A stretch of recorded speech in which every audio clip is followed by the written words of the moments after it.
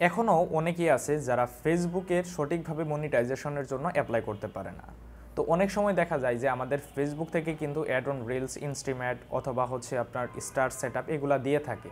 তো সঠিকভাবে সেটা অ্যাপ্লাই না করার ফলে পরবর্তীতে দেখা যায় সেটা কিন্তু আবার রিজেক্ট করে দেয়, অথবা দেখা যায় যে অ্যাড ট্যাক্স ভেরিফাই চায়, এরপর হচ্ছে ব্যাঙ্ক সেটআপ প্রবলেম হয়, এগুলা কিন্তু চলে আসে।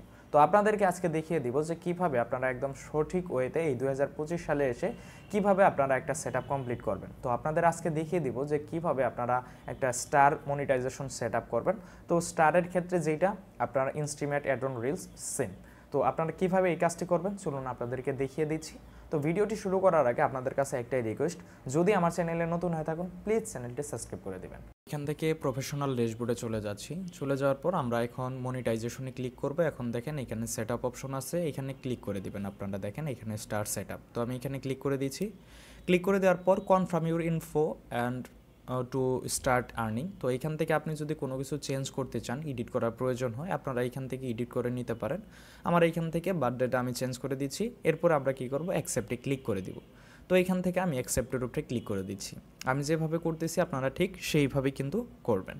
তো আমি এখান থেকে অ্যাকসেপ্টে ক্লিক করে দিচ্ছি। আর এটা হতে কিন্তু একটু সময় লাগবে, 5 মিনিট বা 10 মিনিটের মতো সময় লাগবে আপনার এই সেটআপটা আসতে। আমার এটা কিন্তু অ্যাকসেপ্ট হয়ে গিয়েছে, কিন্তু এখানে কিছুটা সময় লাগতেছে। তো এখানে যদি ক্লিক করে দেখেন এইখানে কিন্তু আমাদের এইটা সেটআপ কমপ্লিট, কিন্তু অ্যাড ইউর পেমেন্ট অ্যাকাউন্ট, আমাদের কিন্তু পেমেন্টের যে ব্যাঙ্ক অ্যাকাউন্টটা এটা কিন্তু দেয়নি। এর জন্য আমরা অ্যাড পেমেন্ট ব্যাঙ্ক অ্যাকাউন্ট এখানে ক্লিক করে দিব। এইখান থেকে আমরা দেখবো যে সব কিছু আমার ঠিক আছে কিনা, আমার নাম, বার্থডে, কান্ট্রি সব কিছু ঠিক আছে। এরপরে বিজনেস টাইপ এইখান থেকে অবশ্যই আপনারা ইন্ডিভিজুয়াল দিয়ে দিবেন। তো আমি এখান থেকে ইন্ডিভিজুয়ালি দিয়ে দিচ্ছি, আপনারা অন্য কোনো কিছু দিবেন না।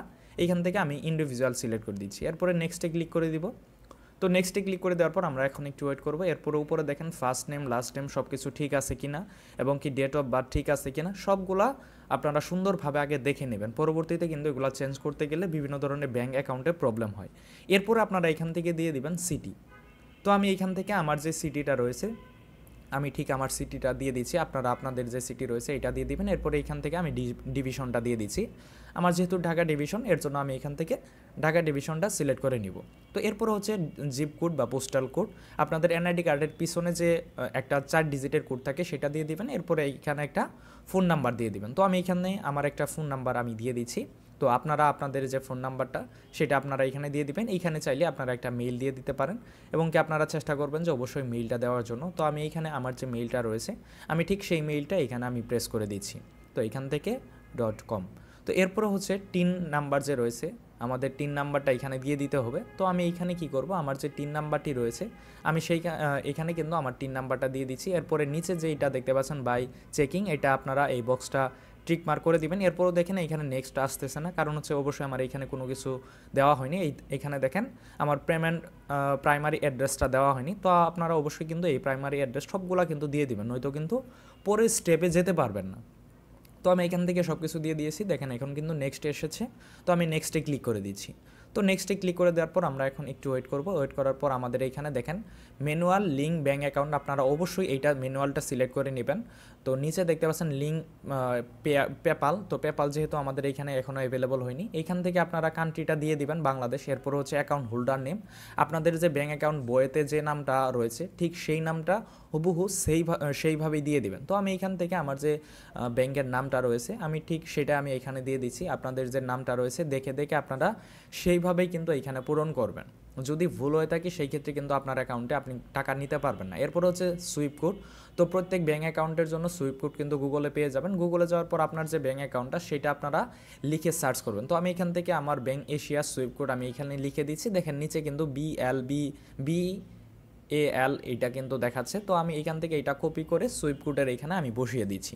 বসিয়ে দেওয়ার পর ব্যাঙ্ক অ্যাকাউন্ট নাম্বার, আপনাদের যে ব্যাঙ্ক অ্যাকাউন্টের নাম্বারটা রয়েছে এইখানে কিন্তু এইটা আপনি কখনোই ভুল করবেন না। যদি আপনি এইটা ভুল করেন তাহলে কিন্তু আপনি কখনোই এইখান থেকে টাকা পাবেন না। তো তাই বলছি আপনারা সুন্দরভাবে দেখে শুনে বুঝে আপনারা এখানে ব্যাঙ্ক অ্যাকাউন্ট নাম্বারটা দিয়ে দিবেন। তো এখানে দিয়ে দেওয়ার পর এখানে লিঙ্ক পে আউট মেথডে আমি ক্লিক করে দিচ্ছি। তো আমি এখানে ক্লিক করে দেওয়ার পর আমাদের এখানে কিন্তু অ্যাড ট্যাক্স ভেরিফাইটা করতে হবে। এখানে দেখেন অ্যাড ট্যাক্স ইনফো। তো এখান থেকে আপনারা অ্যাড ট্যাক্স ইনফোতে ক্লিক করে দিবেন। তো এইখানে ক্লিক করে দেওয়ার পর আপনার যে ফেসবুক আইডিতে আপনারা মনিটাইজ করতে চাচ্ছেন ঠিক সেই ফেসবুক আইডিটা এখানে আপনারা দিয়ে দিবেন। দিয়ে দেওয়ার পর আমি এখানে সেভ করে দিচ্ছি।